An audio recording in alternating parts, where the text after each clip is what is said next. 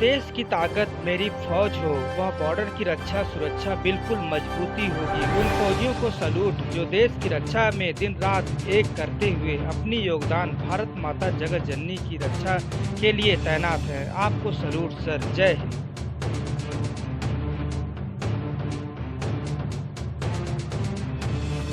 देशवासियों को शुभकामनाएं। मैं लालचंद सोनी, आज सुबह टाइम्स में आप सभी का स्वागत है। 21 सितंबर है और आपको बताना चाहता हूं, विश्व शांति प्रिय देश भारत के कोने कोने में विश्व शांति दिवस मनाया गया। मेरा भारत शांति प्रिय देश है। प्रेम, सद्भाव, एकता की मिसाल कायम करने वाला, कंधों से कंधा मिलाकर चलने वाला मेरा भारत।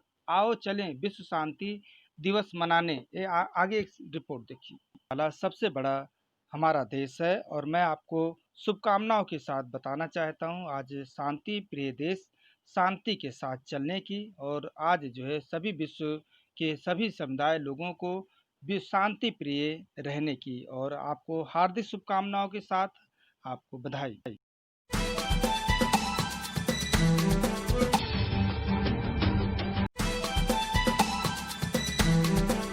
जी, स्वागत है सर आज सुबह टाइम्स में। क्या बताना चाहते हैं, आज विश्व शांति दिवस है सर, इसे देखते हुए आपका क्या नाम है सर पहले?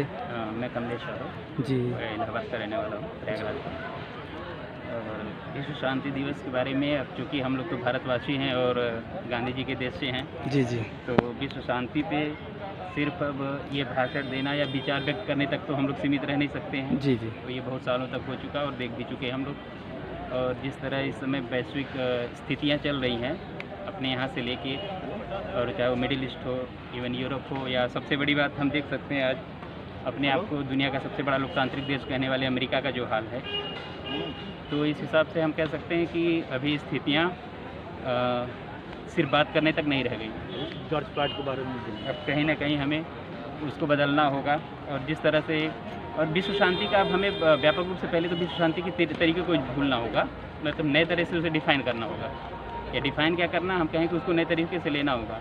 अब विश्व शांति का मतलब सिर्फ वो आतंकवाद जो तथाकथित परिभाषित आतंकवाद है वहाँ तक नहीं रह गया। अब जैसे ये रंग भेद या इस तरह की चीज़ें जो बहुत पुरानी हुआ करती थी, अभी फिर से अमेरिका जैसे देशों में, जैसे जॉर्ज फ्लॉयड का भी हम लोगों ने केस देखा, फिर उसके बाद 2-3 केस कंसेक्यूटिव एक के बाद एक हुए। तो फिर ये सब देखते हुए स्थितियाँ अभी बहुत अच्छी नहीं हुई हैं। और चूँकि हम भारतवासी गांधी जी के देश से बिलोंग करते हैं और हम युवा यंग लोग हैं, और अब हमें मतलब गांधी जी की उस लिगेसी को सिर्फ अब बात नहीं करना होगा या उसको पढ़ना पढ़ाना या उस पर चर्चा नहीं, कहीं ना कहीं हमें अपने से शुरू करना होगा। अपने से शुरू करके हमें इसमें कहीं ना कहीं इसको अपने से शुरू करके हमें तब इम्प्लीमेंट करना होगा खुद में, और इस पर व्यापक रूप से, वैश्विक रूप से।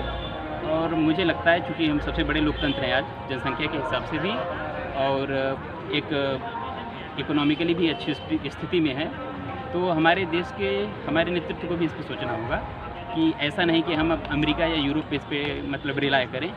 खुद से हमारे देश को फ्रंट पे आके इसके बारे में बोलना होगा।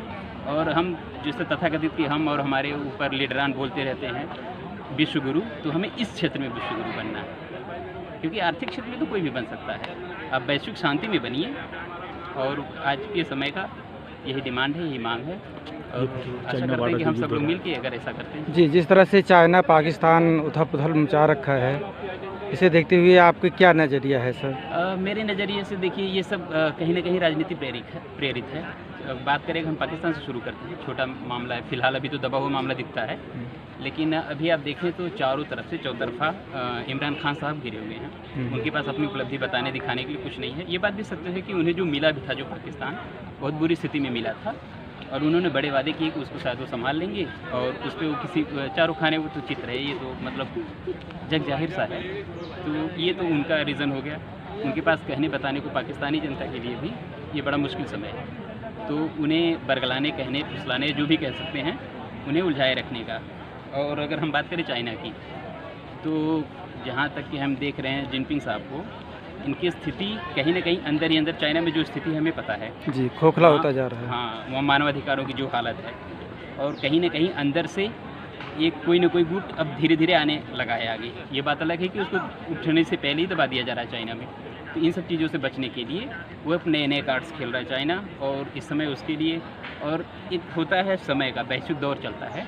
इस समय दक्षिणपंथ या ये कहना कि एक स्यूडो राष्ट्रवाद तो पूरी दुनिया में दौर चला है, जिसका हम लोगों ने ब्राज़ील में देखा, अमेरिका में भी देखा, इंडिया में भी कहीं न कहीं दिखता ही है, और चाइना तो सबसे बड़ा एग्ज़ाम्पल है इसका। तो अब अपनी नाकामियों को छुपाने के लिए सबसे अच्छा तरीका है कि आप राष्ट्रवाद पे बोल दो।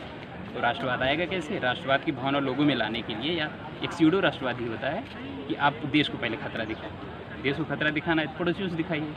पड़ोसी अपने नेपाल या भूटान से तो खतरा दिखा नहीं सकेगा चाइना, उसके लिए बेस्ट ऑप्शन है इंडिया से दिखाओ। तो इस तरह करके चाइना का तो यही रीत है। और कहीं न कहीं अगर वैश्विक शांति की हम बात कर रहे हैं, और आज के दौर में विश्व शांति दिवस पे अगर बात करें आप, तो इसमें चाइना का बहुत बड़ा रोल होना चाहिए, क्योंकि वो सबसे बड़ी आबादी वाला देश है और इंडिया का पड़ोसी है, एशिया का सुपर पावर है, और ऑफ कोर्स वो दुनिया का भी इस समय सुपर पावर ही है। एक तरह से क्या अमेरिका भाषा के युद्ध की समझता है बोलो? जी, जी। युद्ध की भाषा जो है जिस तरह से कर रहा है, अतिक्रमण कर रहा है, अपने 20 जवान जो है शहीद हुए थे। इसे देखते हुए आप जो है लगातार जो है हमारी आर्मी जो है 40 से 50 लोगों को धराशायी किया था। तो ये जो है रणनीति पहले चीन ही किया था इस तरह का। तो इसे देखते हुए आप क्या बताना चाहते हैं? क्या हम शक्तिशाली हो रहे हैं? देखिए, शक्तिशाली होना, एक यहाँ मैं एक शक्तिशाली शब्द को दूसरी तरह से कहना चाहूँगा। जी, जी। आज के ज़माने में शक्ति, जैसा कि हम लोग चीन के उदाहरण से हम देख सकते हैं, शक्ति आपकी मिलिट्री पावर या आपके आयुध में जितने रखे हुए हैं, आपके एम्यूनेशन कितना है, इस पे न होके कहीं न कहीं डायरेक्टली जो हम कह रहे हैं शक्ति की बात होती है या वैश्विक पावर की बात होती है, तो आर्थिक शक्ति जो होगा वही आज वैश्विक शक्ति होगा, जिसको कि हम देख चुके हैं। क्योंकि रूस बहुत ही बड़ा सैन्य शक्ति है, उसकी एयरफोर्स अच्छी है, लेकिन उसके बावजूद उसकी उतनी वैल्यू नहीं रही आज के दिन में, प्रत्यक्ष देखा जाए तो। जी, जी। आप सही बात कह रहे हैं, वैल्यू नहीं रही। इसलिए शक्ति की बात है। और वायलेशन की चीन की, तो चीन ऐसा करता रहेगा, अभी आगे वो लगातार ऐसा करता रहेगा, क्योंकि अब उन्होंने जब अपने आप को स्वघोषित हमेशा के लिए राष्ट्रपति बना ही लिया है, तो अंदर से अब किसी तरह की ये आवाज़ें ना उठें उनके विपक्ष में, उनके विरोध में, तो इनको दबाने के लिए वो कुछ ना कुछ ऐसा बोलेंगे, करते रहेंगे। और ऐसी चीज़ों के लिए, ऐसे समय के लिए भारत जैसा पड़ोसी उनके लिए सोने पे सुहागा है।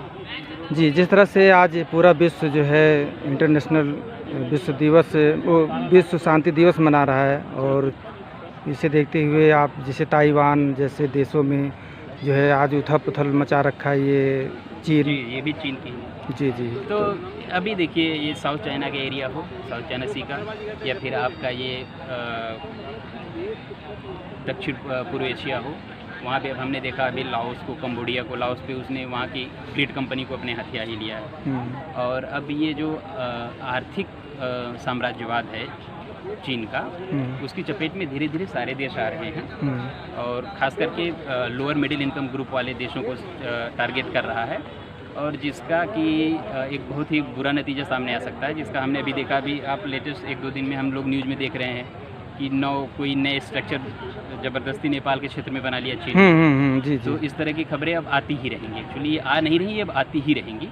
और चूँकि उम्मीद लोग करते थे कि चाइना खुद इस सब चीज़ों से बहुत त्रस्त रहा है सालों तक, सदियों तक, तो ऐसी उम्मीद नहीं की जा सकती थी, लेकिन वो शायद अपनी 10वीं-12वीं शताब्दी के नक्शे को ही मानता है। तो जी, जिस तरह से चीन लगातार जो है धोखेबाजी, चालाकीबाजी और दोस्ती कर और उसके बाद जो है इस तरह से पैंतड़ेबाजी करता रहा है। चाहे श्रीलंका की बात कर लें, बंदरगाह की बात कर लें, चाहे जो है हम नेपाल की बात कर लें, चाहे पाकिस्तान जिस तरह से इस तरह के रोड वगैरह बना रहा है, क्या पाकिस्तान को छोड़ देगा सर इस तरह के? नहीं सर, पाकिस्तान तो उसके ट्रैप में बहुत बुरी तरह फंस चुका है, जिसका कि अभी साल 2 साल में, क्योंकि अभी पाकिस्तान का अभी टाइम वो आ गया कि अब उसके वो कर्ज लौटाए, जो कि कहीं से भी संभव दिख नहीं रहा है कि उसके कर्ज के जो ब्याज आ रहे हैं उसको लौटा सके चाइना के। तो अब उसको कहीं ना कहीं ये जो चाइना पाकिस्तान इकोनॉमिक कॉरिडोर का था, पूरी तरह वो पाकिस्तान को हैंड ओवर करना पड़ेगा इसके लिए, या फिर वो अपने बलूचिस्तान एरिया में कोई ना कोई ग्वादर के पैरेलल फिर से किसी पोर्ट को वो चाइना के हवाले करेगा, और ये हम लोग साल भर के 2 साल के अंदर देखेंगे। जी, अब चलते चलते आप विश्व शांति दिवस के लेकर आप कितना चिंतित हैं, और भारत के लिए आप विश्व समुदाय के लिए क्या संदेश देना चाहते हैं सर? जैसे अगर शांति की बात करें तो प्राइमरी है। आज मेरा पर्सनल मानना है कि आज दुनिया बातें हमारे यहाँ सब बड़ी खुशी की बात होती है। इसरो अभी गगनयान छोड़ रहा है, चंद्रयान 3 की तैयारी हो रही है और तियानमेन करके कुछ चाइना ने छोड़ा, अमेरिका की भी प्लानिंग है। सारी दुनिया, पूरी देश, पूरा विश्व इस समय स्पेस साइंस में काफ़ी अच्छा कर रहा है। लेकिन हमें सोचना होगा कि आज कोरोना आया, वो स्पेस में नहीं है, हमारी धरती यानी पूरी तरह सुरक्षित है। पानी की समस्या आप देख ही रहे हैं, वायलेंस, टेररिज्म, हमारी समस्या स्पेस है ही नहीं। हमें ये मंगल, चाँद, इनको अभी उनके हाल पे छोड़ देना चाहिए, मेरा मानना है। क्योंकि जितना बजट इन पे खर्च हो रहा है, इतना अभी हमें अपने हेल्थ पे, अपनी धरती को बचाने पे करनी चाहिए। और इसकी शुरुआत कहीं ना कहीं हमें सबसे पहले शांति से ही करनी चाहिए। और शांति फिर, चूँकि हम लोग गांधी जी के देश से हैं, गांधीवादी हैं, तो अहिंसा हम लोग कहना अलग बात है, कहीं ना कहीं हर बात में, क्योंकि हर इंसान अपनी जेब में गांधी जी का फोटो तो लेके चलता ही है पैसे के लिए, तो न चाहते हुए हमें गांधी जी याद आते हैं। जब गांधी जी याद आते हैं तो अहिंसा याद आती है, और अहिंसा से ही शांति का सीधा संबंध। जी यादव जी, मैं चलते चलते आपसे एक और सवाल करना चाहता हूँ। आप तैयारी भी कर रहे हैं, ISPC की तैयारी कर रहे हैं शायद, तो आप सबसे ये विश्व में आप शांति प्रिय देश कौन सा आपको लगता है? किसी एक को शांति का, चूँकि अब मेरा क्राइटेरिया क्या होगा ये तो किसी दूसरे पे लागू मैं मान नहीं सकता कि सही हो, लेकिन कुछ देशों को हम कह सकते हैं। हालांकि जिनको हम कहना चाहेंगे उनके ऊपर दूसरे तोहमत लग सकते हैं कि वो जब वो कमज़ोर हैं आर्थिक रूप से या सैन्य रूप से, ये रीज़न हो सकता है। लेकिन मुझे मानना है मेरा कि अभी तक तो यही स्थिति है कि वो कहावत याद आती है कि क्षमा सौंपती उस भुजंग को जिसके पास गरल हो। तो अभी तक जो भी क्षमा दे रहे हैं या शांत हैं, उनके पास गरल नहीं है, वही शांत है। यानी जो हमें तथाकथित कमज़ोर लोग नज़र आ रहे हैं, शांत और सत्य वही है फिलहाल। जी वेलकम, बहुत बहुत स्वागत आपका आज सुबह टाइम से। नमस्कार दोस्तों, मेरे चैनल को सब्सक्राइब, लाइक करें और आइकॉन को जरूर दबाएं ताकि आने वाले वीडियो को आपको नोटिफिकेशन मिल जाए। धन्यवाद।